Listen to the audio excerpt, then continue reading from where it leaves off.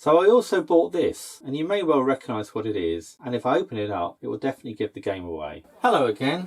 Well, recently I went to RetroTechUK, which is the new name for the National Vintage Communications Fair, established in 1992. I had a great time and bought loads of stuff. I thought it would be nice to go through it on camera. There was one specific thing I went for, which I did get, sort of, and I'll show you that at the end. Well, let's get started. Well, I'm not going to do this in any particular order, but I am going to start with this. And that's because I wasn't in the door more than 5 minutes and somebody gave me this book. And this is the Collector's Guide to His Master's Voice Nipper Souvenirs. And it's one I actually wanted, so that was great. And thanks very much to the stallholder for giving it to me. Next up is a bunch of sound boxes. Now this one here, which is a Satin, gold ring Satin, caught my eye early on because it's bright and shiny, and it's actually quite exhibition-like, and it just looked like a very nice sound box. So I went back a bit later and bought it. And from the same stall as that one, I also purchased a couple of others. This one here, you may recognise this from previous videos. When I owned a Decca 100 gramophone, I had this sound box on it, which is I think it's a Palliard number 8 sound box, and it's a really good sound box. This one's a bit beat up, but it cost me very little, and if I can get it working again, or if I can get it working to my satisfaction, it will sound really good. This one also came from the same stall. Nice boxed one. I don't know anything about this one at all really. Something like radiophone or radiaphone, R-A-D-I-A phone, I think. Again, quite exhibition-like, just cute, liked it. Wasn't hugely expensive, and again I went back later and bought that one too. And the dealer gave me a very nice job lot on them, so I was very pleased with that. This came from another stand. This is a Sonata, Thorin Sonata. Now, I have talked about Thorin Sonatas before, and they didn't look like this. This is an earlier model, so I thought that was nice to pick up. This was cheap. It's a little bit beaten up on the back, but it should work fine. I'll probably rebuild that at some point. And this one here was the last purchase of the day. It's a Hmv Sound Box Number 23, or at least that's what it says on the outside. Inside is a very nice Hmv sound box of a type that I don't own. However, I think this might actually be a 21, so I don't think this sound box matches the actual cardboard box. Having said that, it's in very, very nice condition. It wasn't expensive, and it's not really a problem. I just have to find a box for it, or maybe more importantly, find the sound box that actually goes in this box. Now this nice old His Master's Voice records box was empty when I found it, but the dealer had lots of other records, so I selected a whole bunch and bought it as a job lot. I then filled it up a bit more with some records that I bought from some other stalls. So there's quite a lot in here, so I'm just going to quickly go through them.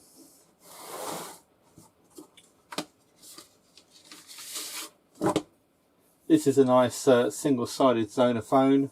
The Bell Scottish X40126. I'm not necessarily going to read all these out. This one I think I bought because it was Frank Crummett. This is the grandson of Abdullah Amar. That's actually a double-sided one. I'm in love with Susan on the other side.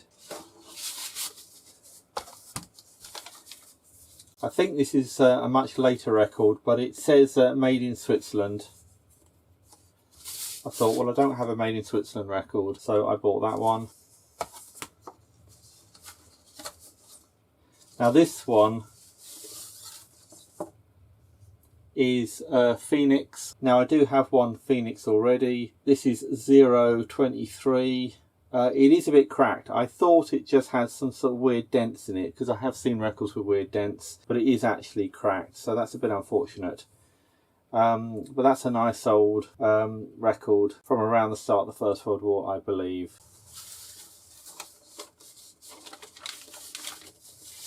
This one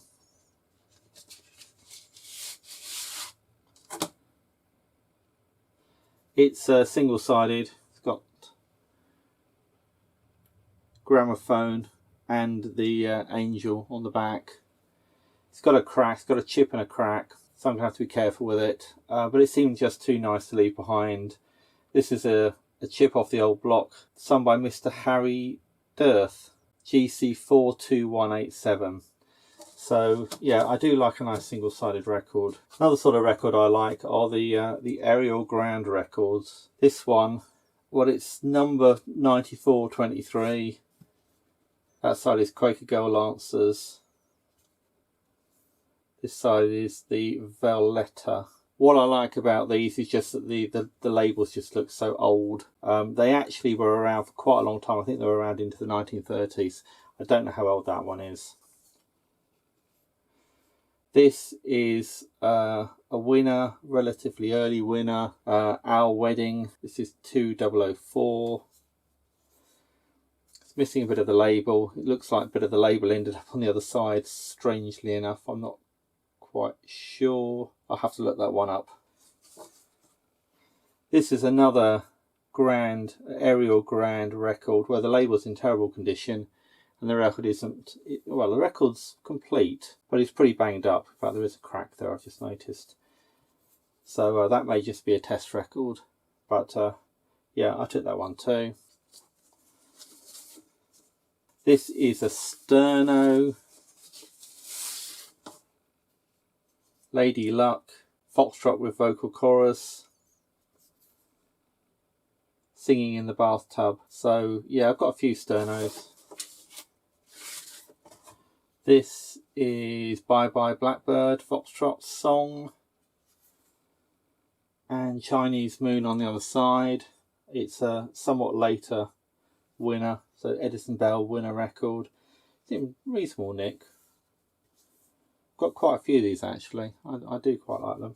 But better than that are always the winners like this with the nice colour labels. So Mr. Cupid 2281. And the Wibbly Wobbly Walk, and that's actually in very good condition, I think. Can't see any obvious signs on that. I think it's fair to say that I bought these in a bit of a hurry. I didn't go through and check them all. I just picked the ones that looked most suitable or most likely to be the ones that I wanted. Here's another winner. Welcome Honey to Your Old Plantation Home, 3064. It's a long, long way to my home in Kentucky. Record seems in good nick. Nice label. This one, well, it's a Victor. I don't think I looked at this at all. I just noticed that it was a Victor label and I bought it. I don't see many Victor records in the UK. Neapolitan Nights Waltz by the Troubadours. And Someday, Somewhere Waltz on the other side. Another single-sided. This is... yeah, it's got Zonophone on that side, and on this side, International Zonophone Company, Starlight. Got to be fairly early. I think it's got the sort of X42450 there. Doesn't seem to have any other number. Starlight, sung by Mr. Walter Miller. Another early winner, or relatively early winner. Hello, Little Tommy Atkins. And Bombardier, Son of a Gun, 2617. Looks like it's in nice condition. This one, Globophone record, The Soldiers in the Park March, produced in Hanover. I don't know anything about this one. I'm going to have to look this one up. It's a double-sided record. Reproduced in Hanover would suggest before the First World War. Now, there were quite a few of these sort of flexible records. She Didn't Say Yes.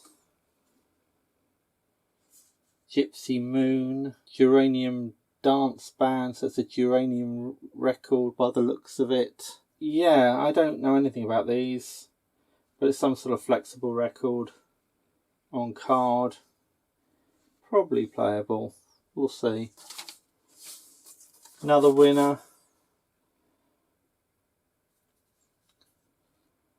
Meet Me, Miss Nellie Wallace. This is sung by the looks of it, 3493. And 3 cheers for the red, white and blue on the other side.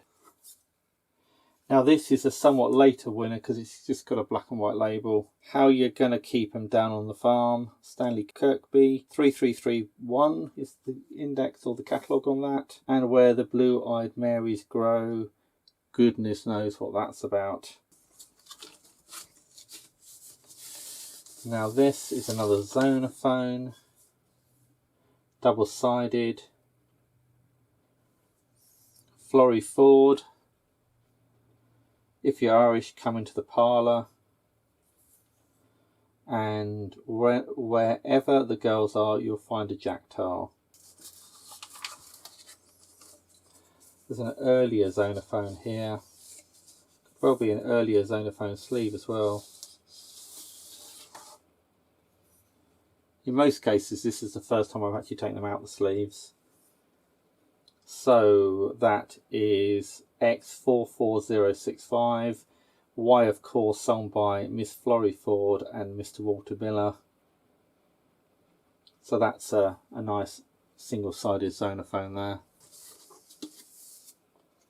Another single-sided, I think, yep.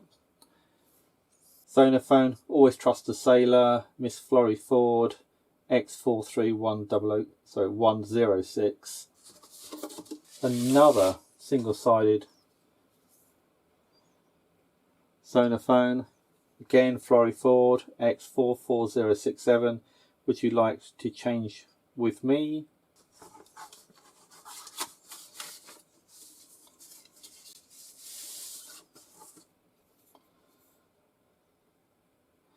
And again, another single-sided Zonophone. Any Old Place Where the Sun Shines, Miss Florrie Ford, X43109. So I guess somebody must have been a Florrie Ford collector.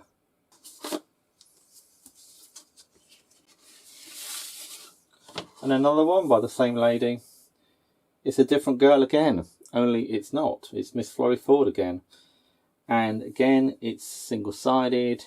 This is X43115. And another one here.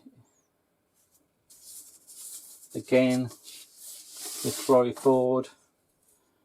It's actually double-sided, this one. Serial 174. Yip IDIA on that side, and on this side, Girls of the Clogs and Shawl. And the last one in the box is this one, which is broken. And I'm sorry to say that it's broken because I broke it while going through the record, so I took it anyway. It's actually Let Me Be Your Carmen for Tonight, Gerardo's, I can't even pronounce that. Anyway, it's not, fortunately, a record that I care about. And it's much later.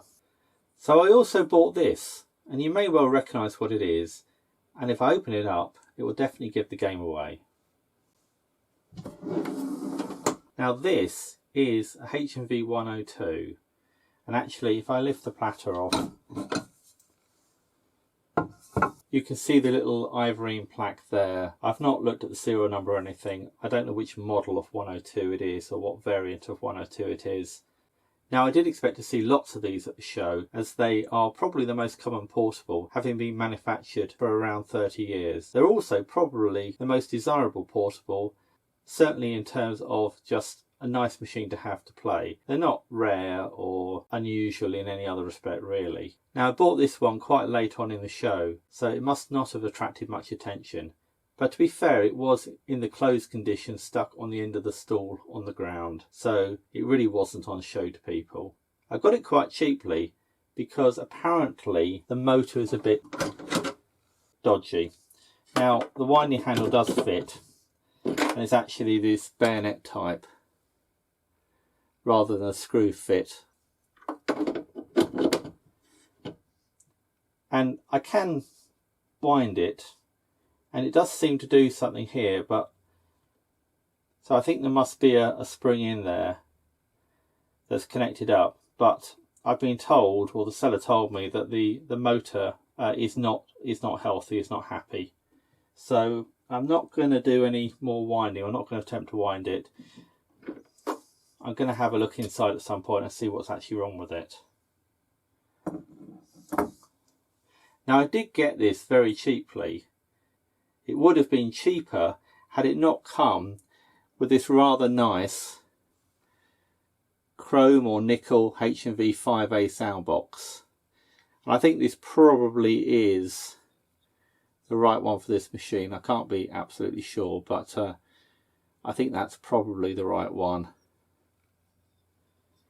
I already have a 5A, but in gold, so this is nice. It's not something I particularly needed though. So why, you may ask, did I buy this machine? Well, it's not for use really. I actually have no interest in 102s and actually not a whole lot of interest in portables really. However, I am interested in restoring and building sound boxes from scratch, and the 102 has a completely different tone arm fitting to the other machines I have. So what I really wanted was an example of a 102 tone arm so I could test fit sound boxes on. Anyway, I probably will try to get this working now, just because I've got it. Right, well this little lot came from a single stall. They had a very interesting box that just had sort of odd records in it, not the usual sort of Hmvs and Columbias and the like. So anyway, let's have a look at what's in here.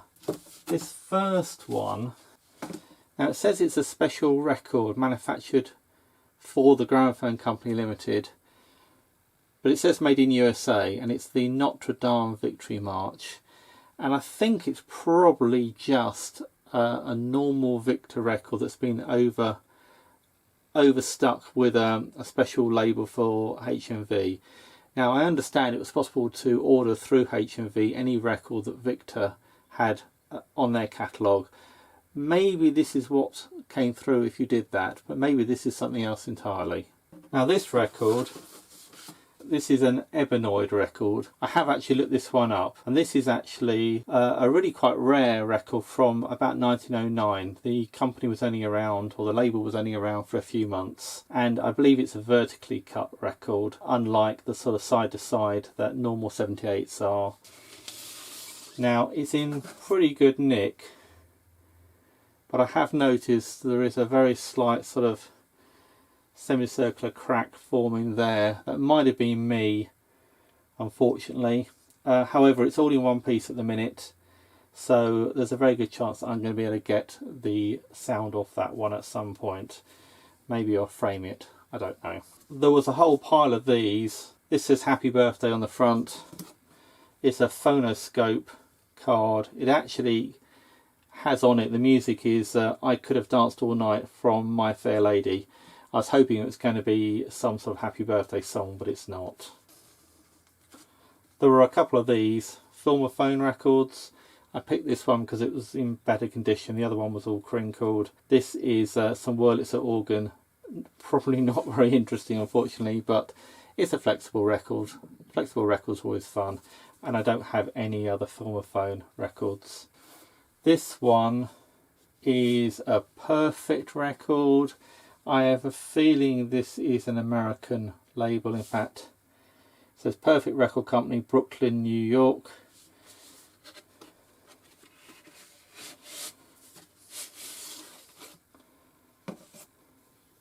Now it's not the usual black that shellac records are. I don't actually know what it's made out of. It could be shellac, it could be something else. I'm going to have to look that up. But this is 14680. I Don't Want Nobody But You. And the reverse is Somewhere in Erin. Actually not the same band on both sides. Interesting. Now wrapped up in here, something that I didn't really expect to find, but I was quite hopeful that one day I might come across. So, in here are several Edison Diamond Disc records, and you don't really see these in the UK. Now, I think they probably were sold here, although quite through what dealership or whatever, I just don't know. They're quite thick. They're apparently about 1/4 of an inch thick, and they are vertical cut like the Edison cylinders, and they require a special machine to play them. So I'm fairly sure that I can build something that plays them. It's unlikely that I'm going to be able to find a genuine machine or even an adapter to play them, but that will be a project for another day.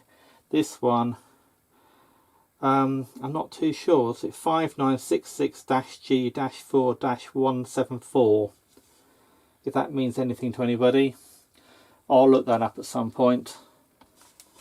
There are some others.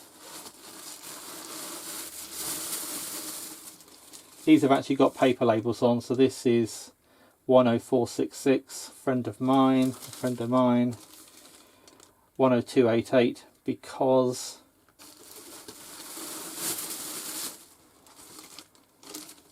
My Wild Irish Rose, 4168, and I'm reading the number down here, 3764, Mother McCree. And this is Do You Remember, 3404, and I Love You Truly, 10793. So I thought it was worth picking these up. These actually were the most expensive items that I bought in this job lot. Even though some of the other records are interesting or even actually very rare, they really didn't cost very much at all, and these only cost a few pounds each, and I thought were well worth picking up when I had the opportunity. Okay, so what was the mystery item I went to the show for? Well, it was this crank here, and if you saw me at the show, you might have seen me wandering around with this crank trying to get a match for it. And the reason being is that I have a machine here that's missing its crank. And this crank, which came off a little Thorins motor that I showed in a previous video, does actually fit it.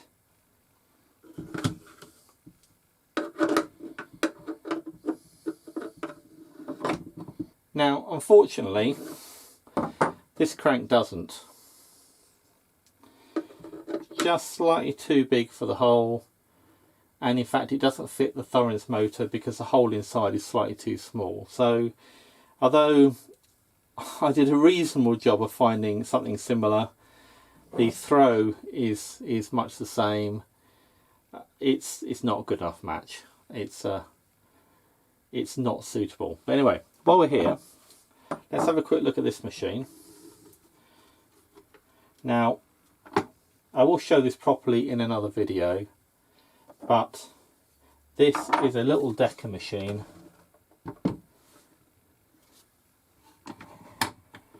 that I bought recently, and I got it cheaply, partly because the condition isn't fantastic. It's okay, but not fantastic, and partly because the crank was missing. Okay, well that's it for now. Thanks for watching, hope you enjoyed it, and I'll see you in the next one.